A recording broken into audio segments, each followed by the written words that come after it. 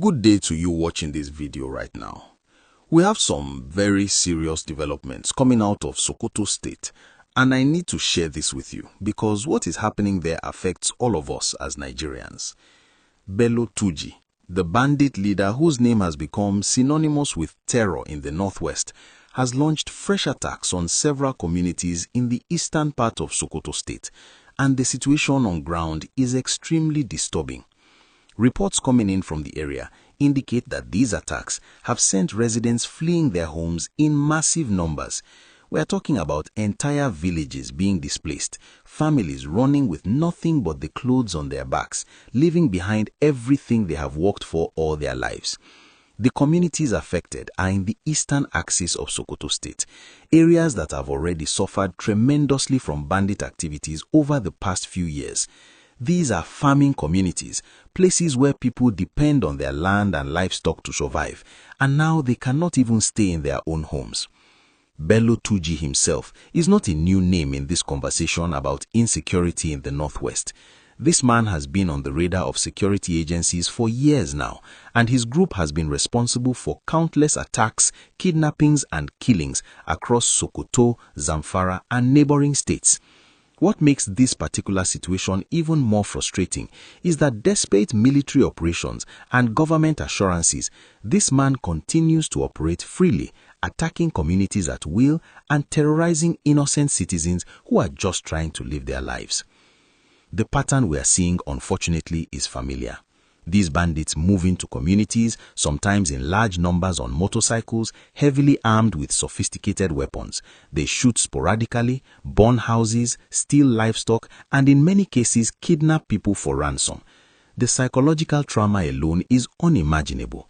Imagine being a parent and having to wake your children up in the middle of the night because you hear gunshots getting closer to your home. Imagine having to run into the bush without knowing if you will survive the night or if you will ever see your home again. What we are witnessing in Sokoto and across the northwest is a humanitarian crisis that demands urgent attention. The people fleeing these communities are now displaced, many of them seeking refuge in neighboring towns or in makeshift camps. These internally displaced persons need food, water, shelter, and medical attention. Children are being pulled out of school, businesses are collapsing, and the social fabric of these communities is being torn apart. The economic impact is staggering because when farmers cannot access their farmlands, it affects food production, and that eventually affects all of us through rising food prices and scarcity. Now, before we continue, if you are finding this information valuable and you want to stay updated on what is really happening across Nigeria, please take a second to hit that like button and subscribe to this channel. We bring you real news, verified information, and we keep you informed about the issues that matter. Do not forget to turn on your notification bell so you do not miss any of our updates. The question many Nigerians are asking is this: why is Bello Turji still operating? Why has it been so difficult to neutralize this threat despite the resources being deployed to fight banditry in the region? We have heard about military operations, airstrikes, ground offensives, and yet these attacks continue. Some analysts point to the challenging terrain of the northwest, the vast ungoverned spaces, and the porosity of our borders as factors that make it difficult to completely eliminate these criminal groups. Others point to possible collaboration between some bandits and certain elements within the communities, whether through fear or other reasons, which makes intelligence gathering difficult. There is also the issue of negotiation. Over the years, there have been attempts at dialogue and peace deals with some of these bandit groups, including Turji himself.